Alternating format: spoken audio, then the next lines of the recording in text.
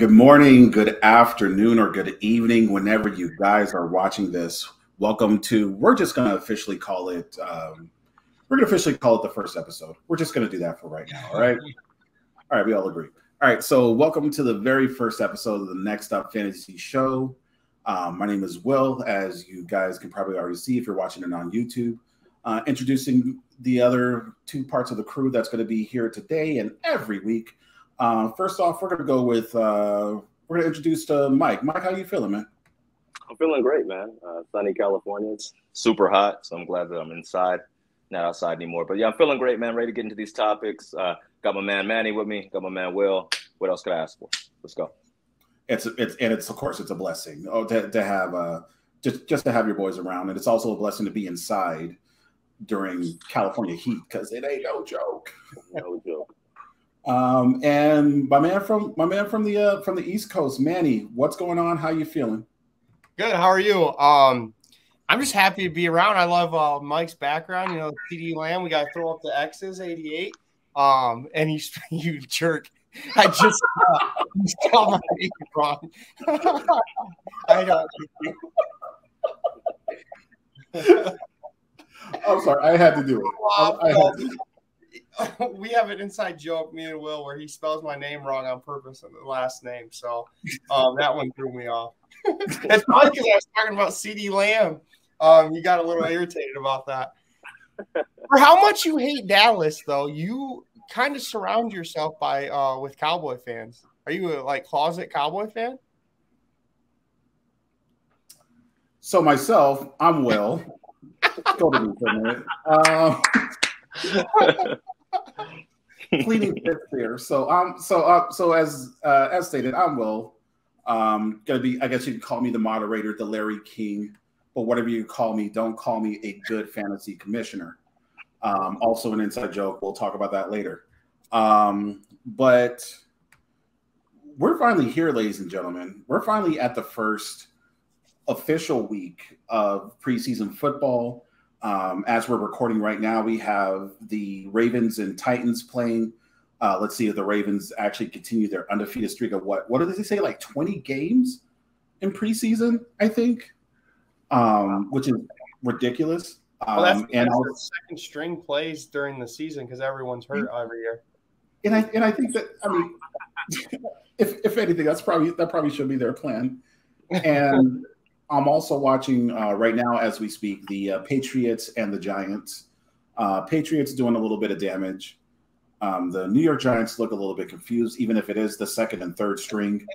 I'm so sorry for Giants fans, but I do know that they are out there. But we were talking last week how good they're going to be in fantasy, but which actually is a perfect segue to start out our first topic. So one of the first questions that I ended up asking was, what team are you guys excited for fantasy-wise? And it's not just one player, or it's not just two players. It's just a multitude of players that are on the team and have pretty much the hype that pretty much says that, yes, this is going to be a solid team. I may end up drafting like a multitude of players from this team, and I can't help it because I feel that they're going to be that good. So I'm going to start with Mike this week. So who do you like as far as fantasy wise? All right, man. Fantasy wise, you know what? I really like, and it took me a while to think about this because, I mean, there's lots of teams out there I feel that have an opportunity to do something this year. But fantasy wise, I really, really like New Orleans, man. I like New Orleans. I like the fact – I actually like Jameis Winston. I mean, there's some people that don't. I actually do. When he played last year, he actually played pretty well. He had 14 touchdowns to 3 interceptions. Now, the yardage per game was pretty low. I think he was only averaging like 167, 170 yards per game. So the yardage per game was pretty low. But this year he has weapons. You know, he has Michael Thomas coming back, who I think if he comes back and is anything like he was before he got hurt, he'll be really, really productive. He's got Chris Olave, who I love, you know, not just because I'm an Ohio State fan, but because the kid is really smooth in and out of his breaks. I think he'll be a difference maker. And they have Jarvis Landry, too, on top of that. So with all those things going on, I really like them fantasy-wise. On top of that, You still have Alvin Kamara. Now, I know he kind of got to that situation in Vegas, so I don't know if he'll have to miss a couple games. He might have to miss the first 6 games. Hopefully not. But even if he does, you know, they have Mark Ingram, who I think is one of the better backup running backs, somebody who knows the systems, been there for a long time. So if he has to come in and play, I think he'll be a productive player. I don't think he will hold them back. So I think he'll also be a decent addition to the squad as well. Or not an addition, he's been there, but I think he'll be able to help out the Saints as well. You know what I'm saying? So I really like the Saints. And I know Sean Payton's gone, but I think Carmichael, he's just moving up. He's still this offensive coordinator, so the offense should still be the same. Everything should still run smoothly. And I think the Saints have a lot of weapons. I think you need to watch out for them. I think they'll be okay.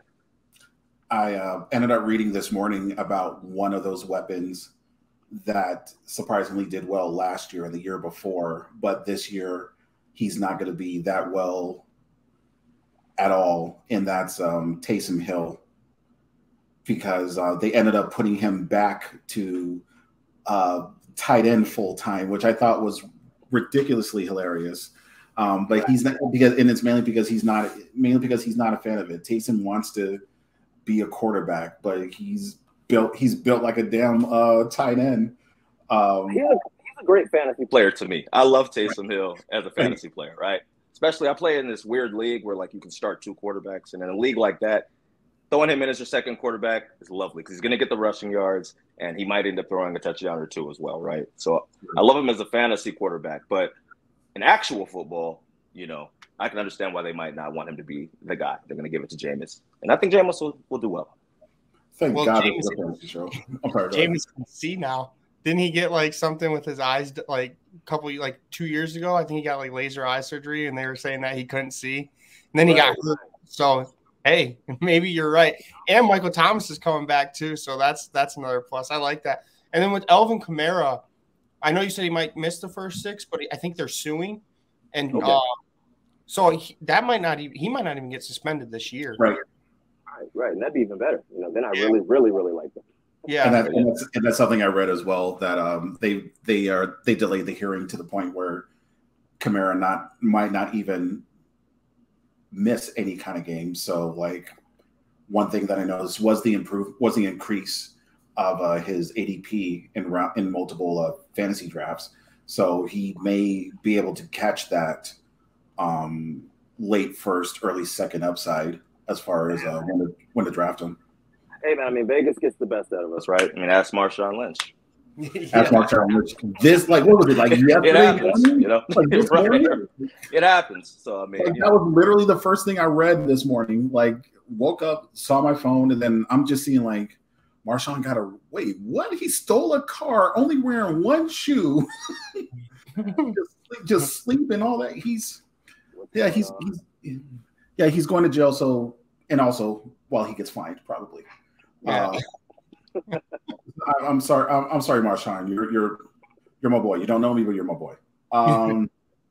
So I actually, of course, we answered these questions beforehand, but I was actually interested to hearing Manny's take when it comes to his answer on this one. And it's not a bad answer. I'm just really curious to see what he has to say about it. But Manny, show me what you got. Who are you excited for? So I couldn't decide on one team, and I don't answer questions that well. So I said the whole AFC West. And the reason is we'll break it down. You have the Chiefs. You have one of the best quarterbacks, one of the best tight ends. They were producing so much value to the fantasy world. We'll still be last place. You better hope they will be in last place. They lose Hill, but they have Juju. I'm curious on how that's going to play out. But you still got Patrick Mahomes and Travis Kelce. On the next team, you have the Oakland Raiders. You have Derek Carr. People are kind of getting higher on this year just because Devontae Adams came from the Packers. So you have the number 1 receiver in that league as well. You have Russell Wilson coming from Seattle to the Denver Broncos, and everyone's high on Sutton and Jerry Jeudy. But didn't Sutton, he heard something yesterday. He's I think he had something with his shoulder or something. Correct me if I'm wrong. But those 3, they're big hypes. You got Melvin Gordon, Javonte Williams that people are high on. And lastly, you have all the Chargers. Everyone's high on the Chargers. You got Herbert, Eckler, Mike Williams, Keenan Allen. Pretty much everyone thinks that they're the favorite to win. They have good value on the fantasy. I mean, Eckler's going like 5th overall. You have Keenan Allen, that's one of the top wide receivers throughout the years. Mike Williams, that's one of the best wide receiver 2s that you could get. I just think the whole AFC West, I can see people having them as their whole lineup. And it's for Courtland Sutton, it's a shoulder issue. Yeah. But I believe that it's not going to be as serious as people think it is. So Courtland will be back in. He's going to be all right. And even regardless, you do have a good point that legitimately everybody on the AFC West has an argument as far as who's going to be not only the top in the West, but also who's going to have the most fantasy value in all of them. Like I'm still since I'm saying that Kansas City is going to be last, I'm saying that Denver is going to be one that's going to be first. So you guys we'll come back to that in a couple months when it actually happens. As far as the Raiders, yes, the Raiders did bulk up not only on offense but defense as well. Josh Jacobs, I'm not the biggest fan of, but we'll see how he ends up in general. But everyone else that you said is 100% accurate as far as who has so much value. And you guys are probably going to hate my answer, being NFC East people and all. I ended up thinking about it as well. I'll say 2 answers. The quick one is going to be the Minnesota Vikings. I do like everything. Well, Kirk Cousins was always been like a baller. The only difference between him and pretty much every other fantasy quarterback that's in the top is Kirk Cousins doesn't run. He's not a runner. Like if he had the similar stats that he had passing plus had about like 500, 600 yards, he will probably be the number 1 rated quarterback every single year. But that's just not who he is. So he has other runners such as Dalvin Cook, Alexander Mattison, and we've already talked about him a little bit last week, but also Justin Jefferson, Adam Thielen, Irv Smith, and KJ Osborne could do a little bit of flexing here and there as far as being good. So that's my quote unquote short answer for that first one. The second one, and the one that I actually ended up choosing overall, Philly. I talked to Mike about this, and I'm sorry. I'm sorry. I don't know what to tell you. I don't know what to tell you. I don't know what to tell you guys. Like these guys, like look at you guys.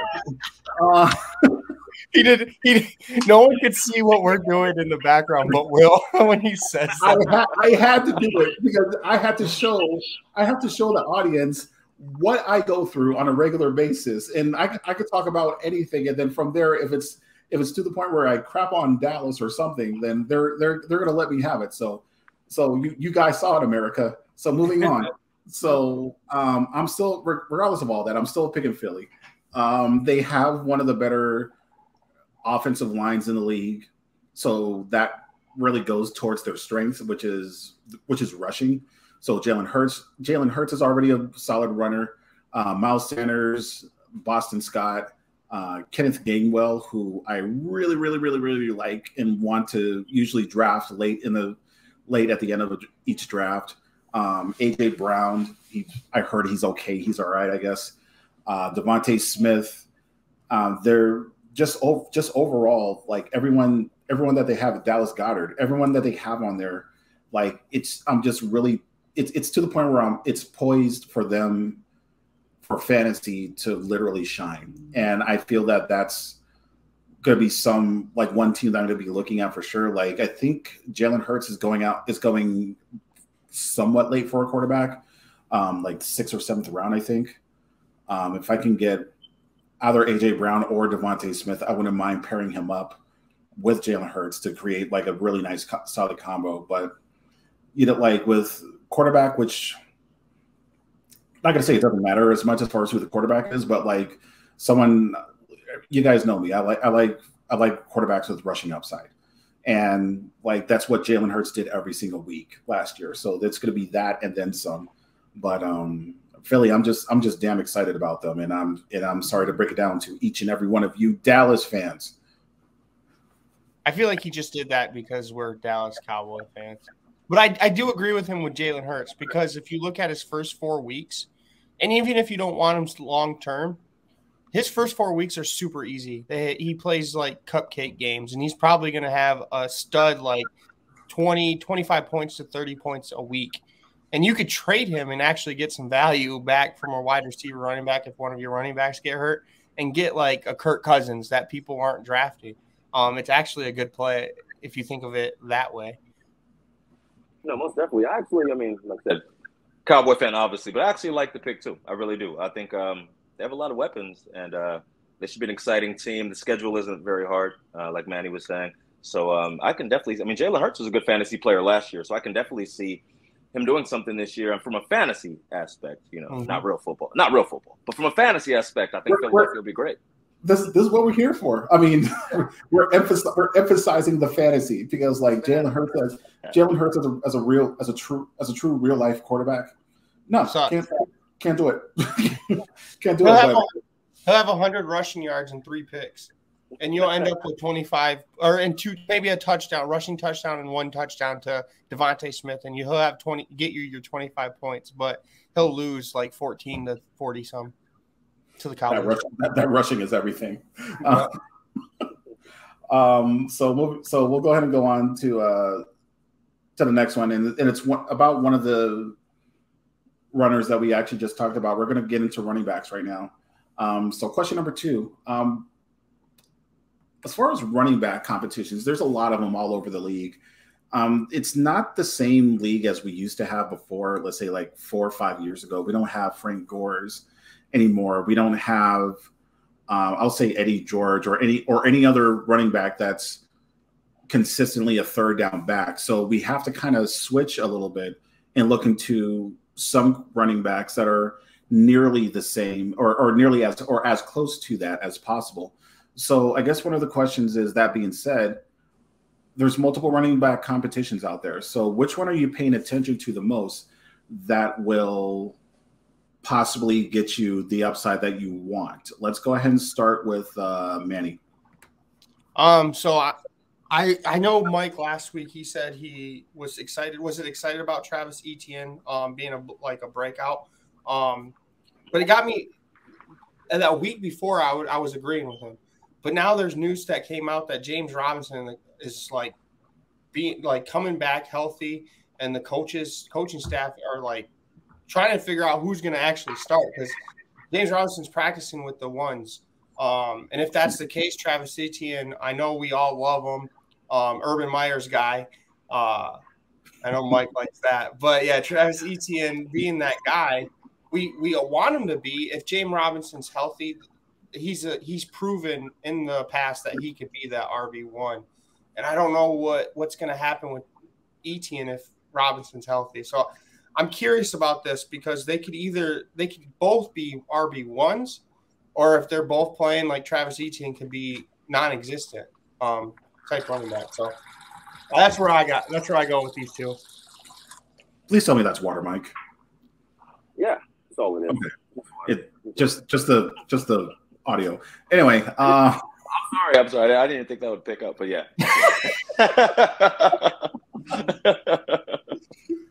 Oh, I love it. I love it. It's okay. I got my box of wine going on, man. Don't judge. Don't box judge, of wine. Don't judge. Well, hey, no judge zone here. No judge zone. But I'll agree with that. Robinson and Etienne is an interesting 1-2 as far as possibly something to look for. If they end up doing 50-50 splits, then like it's going to represent how much harder it's going to be as far as who to actually pick, or even pick any of them at all. Mm-hmm. I'm actually interested in Mike's answer. I'm actually a huge fan of it, and there's a lot to discuss about it. So Mike, why don't you go ahead and take it away as far as who you like? All right.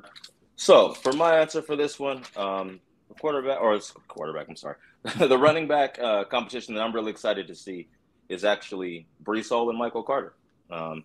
And the reason I'm really interested to see this battle is because I like both of them. And I can see how either one of them could find a way to be the number one running back. And honestly, I think they'll both be utilized. So being the number one running back might be kind of like not important, really. But I mean, still, I'm going to go with this take. So I'm definitely here for this, and I'm intrigued by the battle. Seems like Hall's the favorite from everything I've been reading coming out of camp, but I think that's because the coach is, you know, he's a second-round draft pick, and since he was valued as being higher, I think they want to utilize him in that way. But I don't know, man. I was really impressed when I saw Michael Carter last year. He has a really explosive running style. He actually, as a rookie, led the league, and I think like some wild stat like 4 missed tackles, which, I mean, doesn't mean that he's the greatest running back of all time. It's not like he's breaking, you know, more tackles than anybody else, but the percentage of the touches that he got led to a larger amount of broken tackles than any other running back in the league. So that intrigues me, especially with a team like the Jets, who I think kind of want to go back to the old vaunted ground and pound, you know, Jet style. Zach Wilson, I think he's a talented quarterback. He's still young, so I think they're going to want to support him with the running game. So I think whoever wins this battle between Breece Hall and Michael Carter can really have a lot of impact fantasy-wise. And it's intriguing because, like I said, Michael Carter's breaking tackles, right? But Breece Hall, he's a little better at catching the ball out of the backfield. I also think he's a better blocker. So to me, it almost seems like he could be a great third down back if they want to use him in that role and kind of let Michael Carter, you know, do the short yardage work. But whoever wins the battle, I think will be decent for them. And they really have 2 quality running backs. And I'm just interested to see who the coaches give the nod to.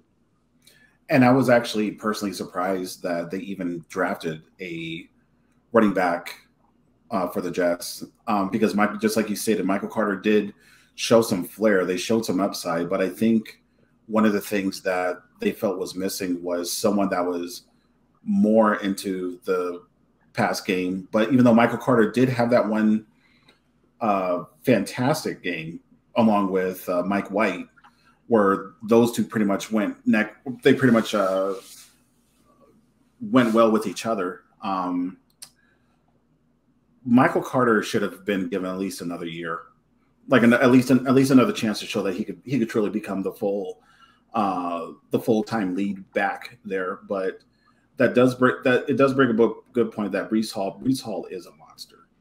Breece Hall is a beast, and there's no doubt in that. And I'm really hoping that they give him the opportunity. But then again, just like you said, like I'm just as confused as you are because I like Michael Carter too. Yeah, it's crazy, right? Like I mean, Breece Hall, like you said, I mean he runs a 4.39 40, and Michael Carter's at 4.55. So I can definitely understand in today's NFL why you'd want to maybe go with a guy like Breece Hall, right? But yeah, Michael Carter's a beast. I don't know. It's going to be interesting. It'll be interesting. I can't wait to see how it all turns out. But like, that's generally good. The Jets are gonna Jets though, so be careful with those two. Hey, Jets, Jets. I guess I don't know. Yeah, we'll see. Shout out to Gary Vee and his Jets. So for myself, like who I ended up picking when it comes to the two, and it's also someone else that I was a fan of last year during his rookie year. I liked him this year, but I didn't like him when they re-signed the other running back that we're talking about, and that's Javonte Williams and Melvin Gordon. Javonte Williams showed last year that he has the potential to be a 3-down back, and for him to as well pretty much add Russell Wilson to his game, like that just shoots him up that much more. So like, I mean, I was actually more surprised about the resurgence, I guess you can call it, even though he's still young, but the resurgence of Melvin Gordon in a backfield, like they were exactly literally 50-50 when it came to touches and snaps and all that, which really impressed me. But what impressed me even more is the production that they both had in the end. And because of that, like it gets really confusing as far as who I want to take based on their current ADP. Like Javonte Williams, I believe, is going into quote me if I'm wrong or correct me if I'm wrong. I think he's going in about the second, maybe like mid second round, maybe. And like Melvin Gordon is going into probably like the 5th or 6th. Like value wise, Melvin Gordon will probably be more the person I would like look more towards to. But I feel eventually it's going to be Javonte Williams' season. And because of that, I feel that I would want to lean more towards him. But it's going to be a case of seeing how they do during training camp. And like I said, like Javonte Williams, I'm all for it, just regardless. You know what I like about all of our plays?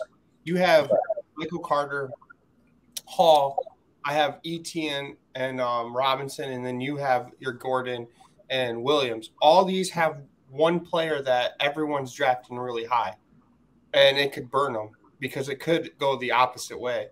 Yeah, I'm sorry. Yeah, like, I mean, Etienne's going really high. I mean, we love his ADP where he's at right now. He's not going super high. But, I mean, if James Robinson came in and he was still injured, he would have went super high. You got Breece Hall. Everyone's, like, high on him, like number 1 running back. I want to get him for Dynasty is a different story, but Michael Carter can play a big factor into that. And then you have Javonte Williams where he's going, like you said, mid-second round. Well, Gordon's coming back, and he takes some of those carries away. So, running back position's tough.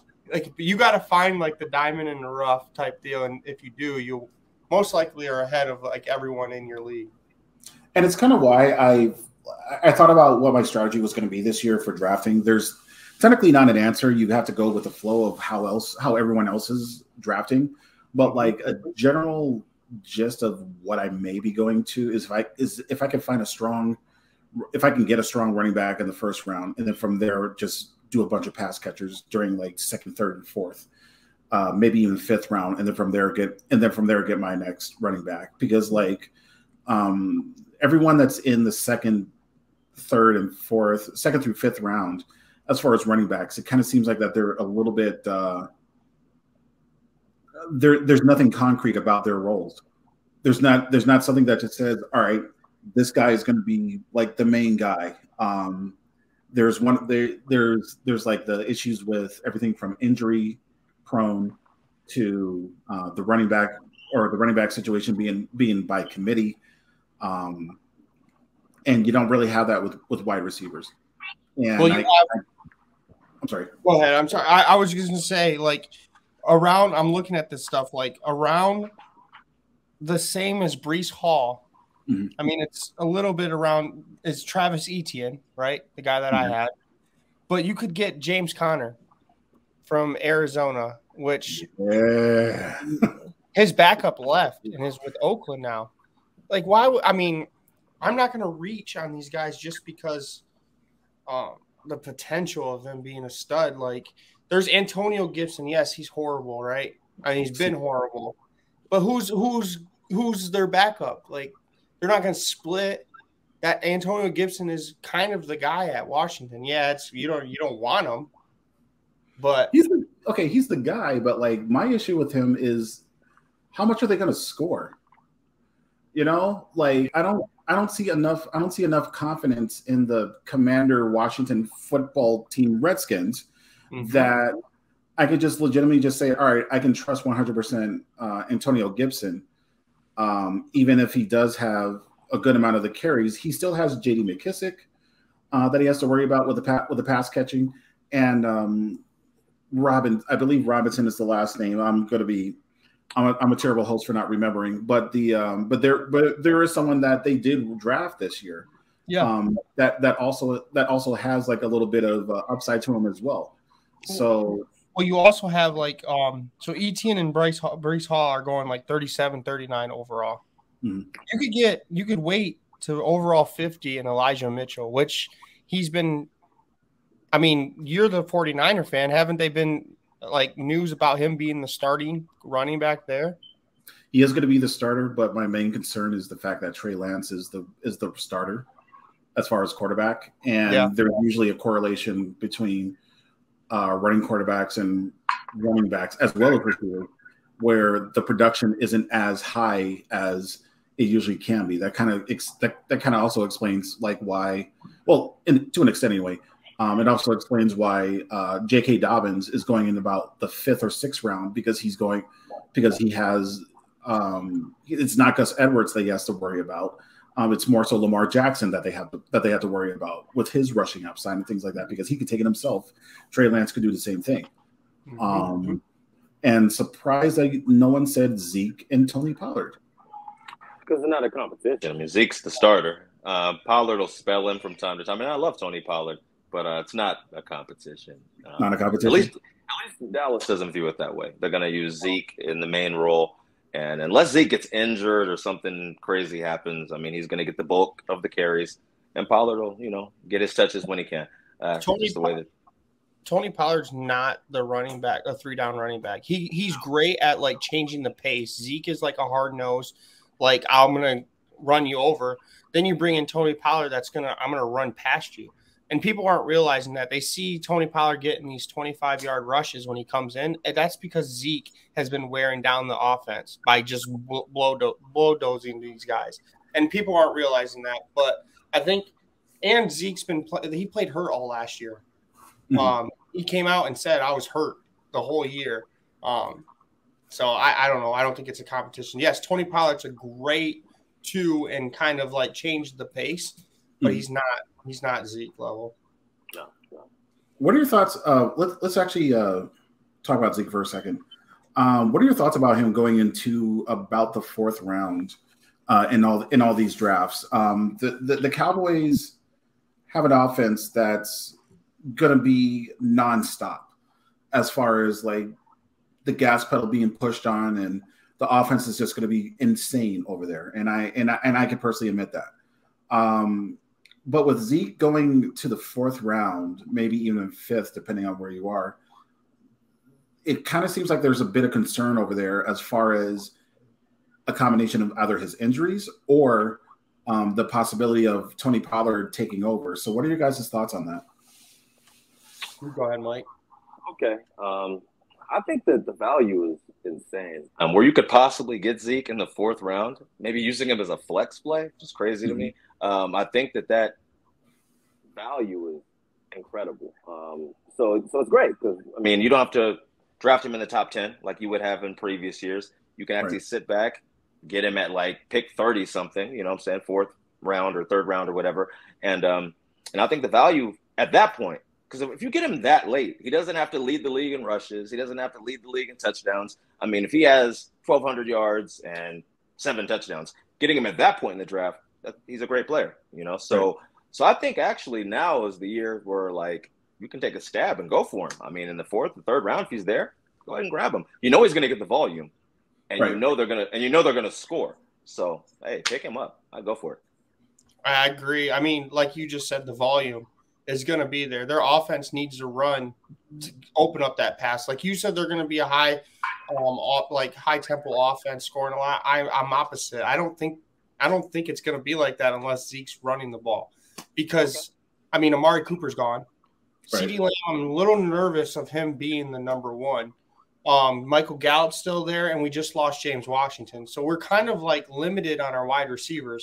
Yes, we have a good line, and yes, Dak is capable, but they're gonna have to be scared of Zeke so we can open up these receivers. And like you said, the volume. We're good at like getting to the 5-yard line, and they're gonna give it to Zeke at that point. Zeke's gonna come in and just bulldoze someone, and you can get some touchdowns that way. I know there's been a couple when there's on the goal line, Dak can run it in, but it's either Dak or Zeke at that point. So in the 4th round, imagine you get 1st round and you get like Dalvin Cook, and then you get 2nd round and you pick up like Aaron Jones, and then Zeke sitting there in the 4th round, and you got a wide receiver like Keenan Allen, and you have Zeke coming around. That's insane. Dalvin Cook, Aaron Jones, Zeke, Keenan Allen, and Keenan Allen. Okay. And honestly, let me see something real quick. Honestly, I love that take. The only reason I may disagree with the offense as far as their scoring goes, because, I mean, they were number 1 scoring offense in the league last year. Now, I know Cooper's not there anymore. I understand that. But I think that it's more kind of a system. I just feel like it's a system. I feel like I feel like, I mean, Dak Prescott was getting Cedric Wilson. He had 6 touchdowns last year, right? So Right. I feel like as long as they have a competent player in that role, and I really like what I'm hearing out of camp, from, I mean, it's kind of a spoiler, but from Jalen Tolbert, who I was honestly thinking about for the next question, but I'm not going to go there yet.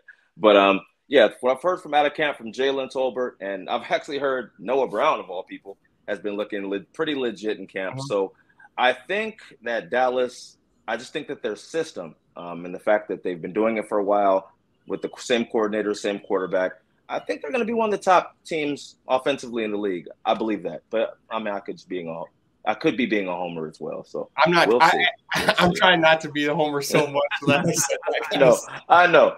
I just feel like I need to see somebody stop us before I say that it's not going to happen, right? Yeah. We're pretty much able to do whatever we wanted to do on the field last year, and I need to see somebody stop us before I'm willing to say, okay, the offense won't be able to be legit. So we'll see. Tolbert, yeah, of course. So Tolbert, as a receiver with James Washington now, he's going to have his time. He's going to have his opportunity. So I'm actually kind of excited about him too. But that's not who I ended up answering for our next question, which is, what rookie are you excited for this year in fantasy? I know Mike talked about Sky Moore a little bit last week, but kind of surprised that's not his answer, but that's okay. For me personally, I'm going to start off with, so we talked about earlier today, Chris Olave.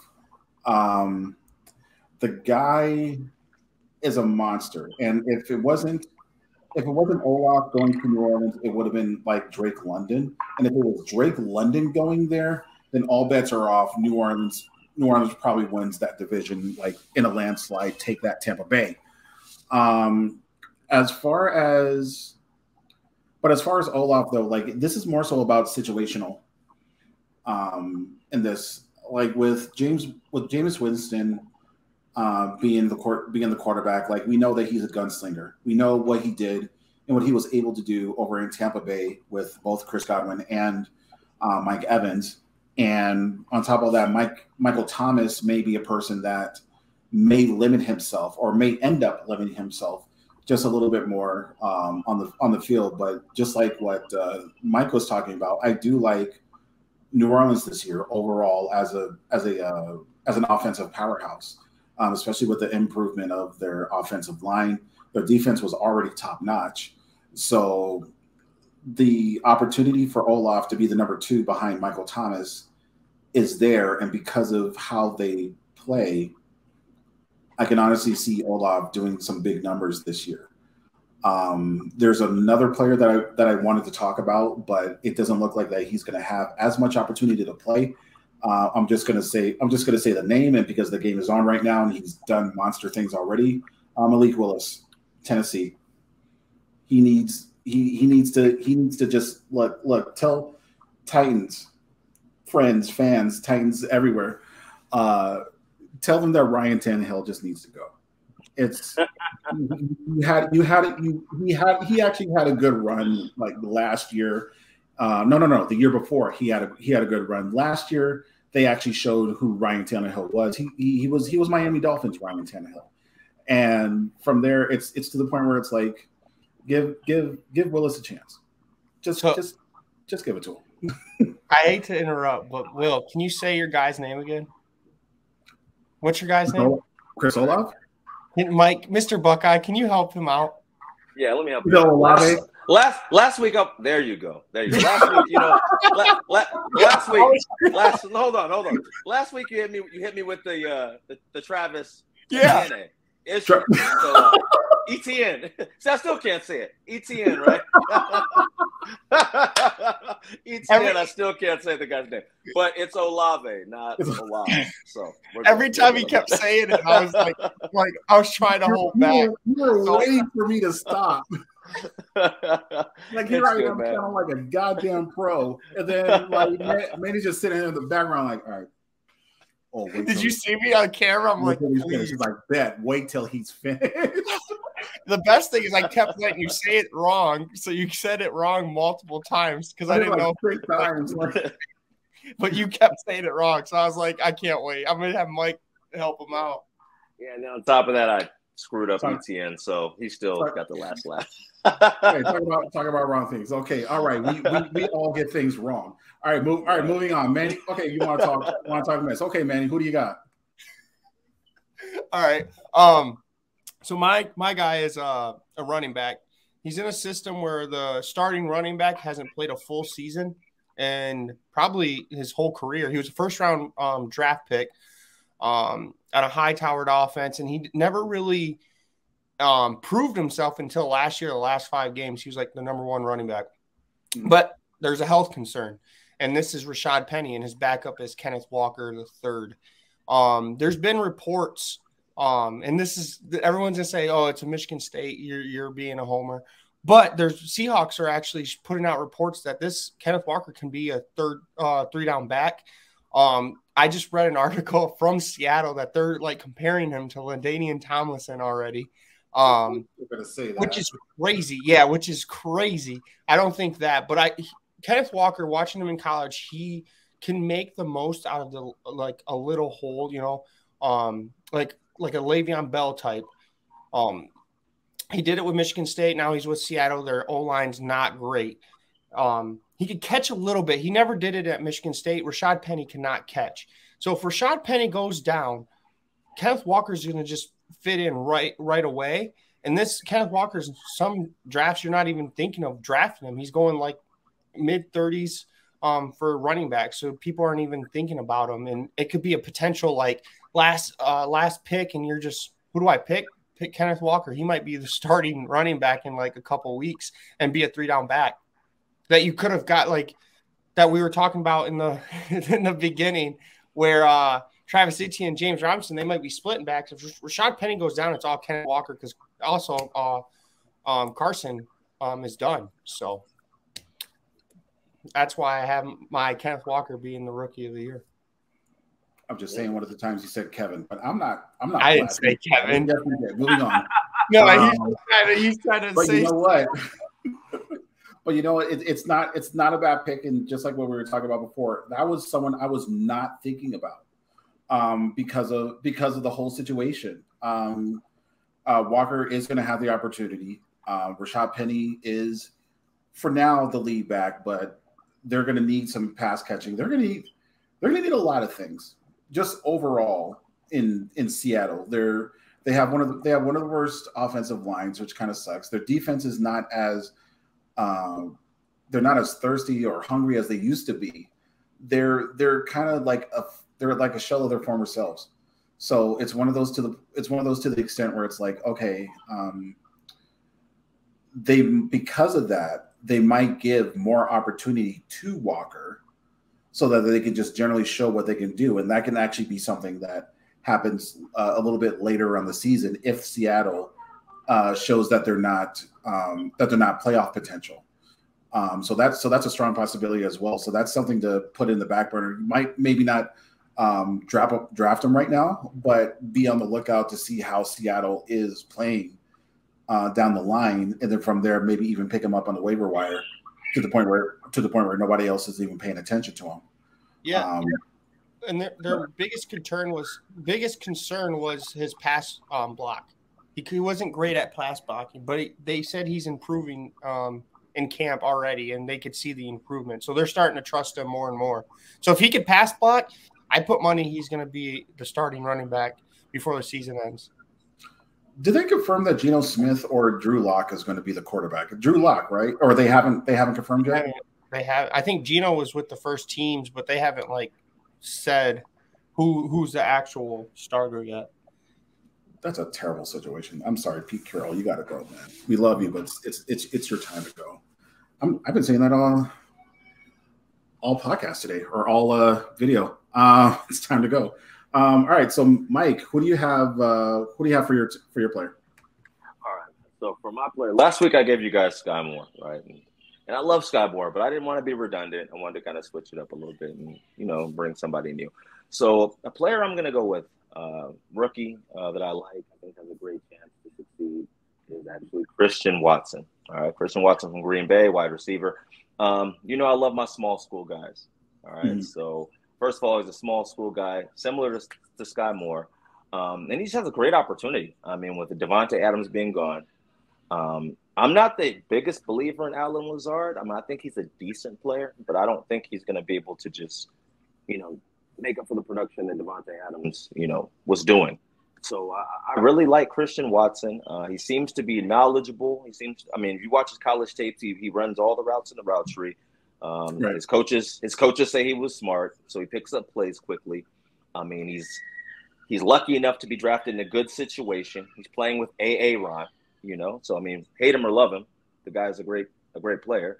So I just think that Christian Watson could really, really do well. Really, really surprise. I mean, he's 6'4". He runs a 4.3. I mean, everything is pointing to this guy being an impactful player for Green Bay. And as much as I hate the Packers, they draft well. They find guys.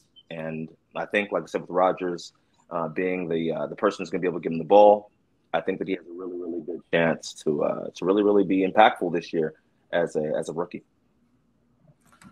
Another person to look out for in Green Bay is Romeo Dowd. I believe that's the name I believe that's how it's pronounced, unless someone wants to correct me. I think it's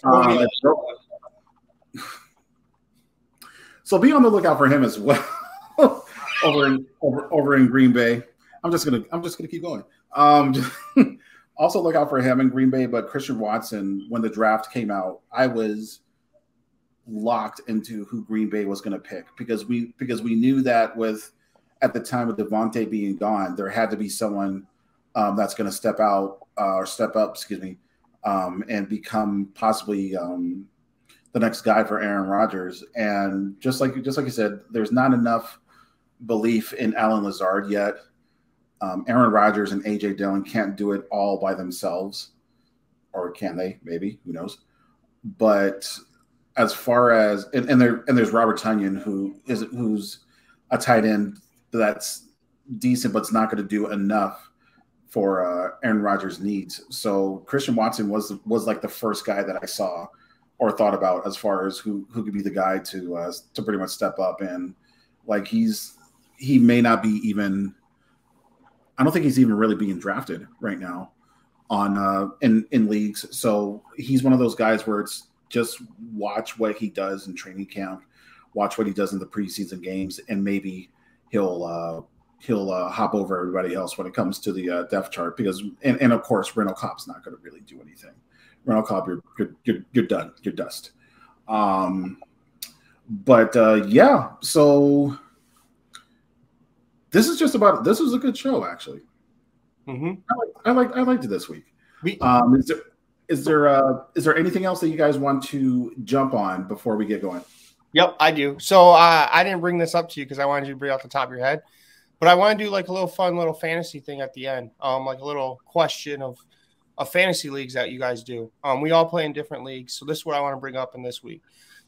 Since everyone's drafting and you're trying to pick your order, what's a creative way to pick an order of a fantasy league? And this is if you're a commissioner in the league. This gives you some ideas from us what we're going to do. So like, for example, in my league that I'm a commissioner, I'm making everyone take a Wonderlic test, and whoever that's like the highest score will be first pick to the last pick. So then you don't want to be last pick because you're going to get made fun of by the whole league that you were the worst score in the Wonderlic, and every football player has to take it. So why not the commissioners have to, or the fantasy coaches have to take them?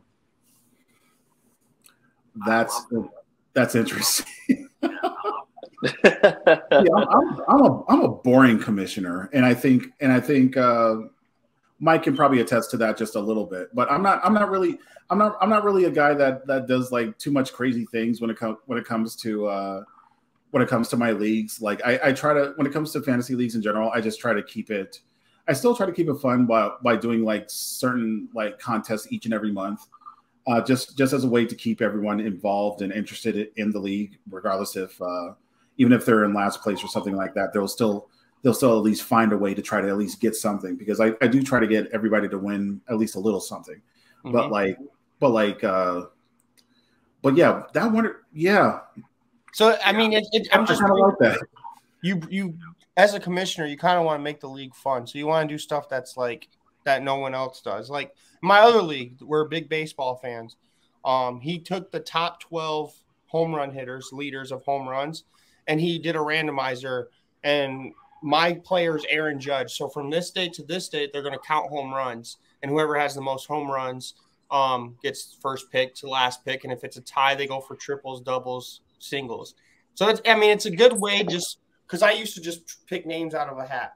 I just wanted to do something where people would love it, where they can be involved in kind of with the Wonderlic. It's how good are you at taking this Wonderlic is going to give you your draft position. Yeah, that's not me, and that's once again why I personally have that as a nickname. So that being said, I'm too stick to the rules and not be too silly and not too yeah. No, I think that's super, super cool. Like I'd never even thought of anything like that. Usually I'm just I guess I'm pretty boring too, because I'm just like randomizing it on Yahoo or ESPN, whatever.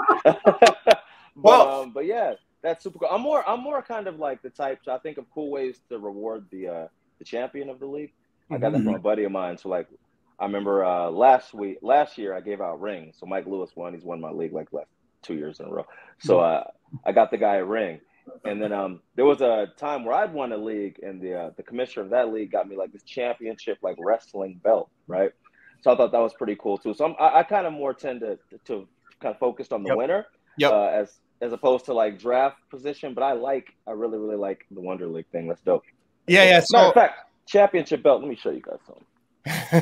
And while we wait, I brought this up. I know I put you guys on the spot, so I wasn't expecting like the Wonderlic. But in the comments, that's why I did it. In the comments, if you guys have any other ideas of what you do, like Olympics, anything that you guys do, put it in the comments. I would like to read it for future. For sure. Most definitely. And here, my little flex. I know Will's all into the wrestling and stuff like that, right? So this is compliments of RJ's league, my boy RJ. When I won it in 2008, he got me this championship belt. You know what I'm saying? Like it's legit. I can wear it like I'm the champ. Because I was the champ that year. So nice. Not only does this kind of solidify my football acumen, letting you know I was a champion, but also no, it's really really cool. So, but I like the Wonderlic idea. That's super dope. Yeah, I like that. That's fantastic. There's a league that I'm in where they do the championship belt as well. They just started it last year.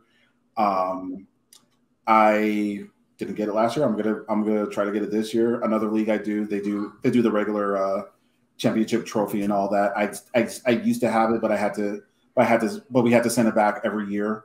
But now that I'm out west compared to the Midwest, like it's harder for them to send me because I won that league last year.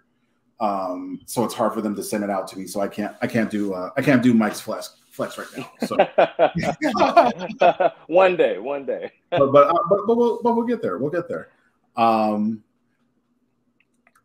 There was one more thing I was about to actually say about that, but I can't remember it right now. But no, all those are fun ideas. And just like what Manny said, if you guys have something that you guys do that pretty much makes it unique, as far as your league, let us know in the comments. And we'll respond to you as soon as we can when it comes to that, because any idea like that would be fun to generally do with not only our leagues, but like everybody else's leagues. The uniqueness of what everyone could do in the leagues is, I think, a solid idea. And actually, I do remember what I was going to say.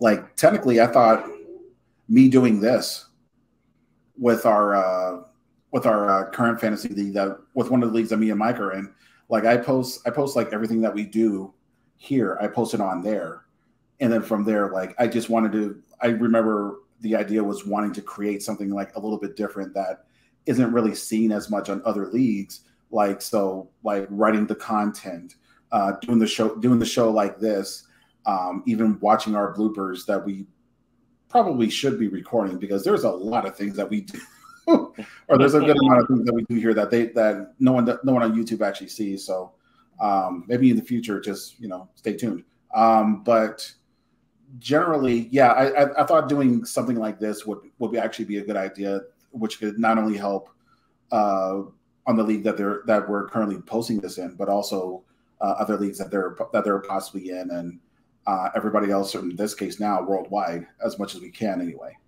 So well, yeah. if you're in Will's league and you're listening, tell him he's a shitty manager and needs to learn how to do a better draft order than what he's currently doing. Okay, so I'm gonna mute your mic, and we'll say a damn thing about what I did. Then I'll let you go. But that's pretty. But that's legitimately it. Just about it. Legit for the show.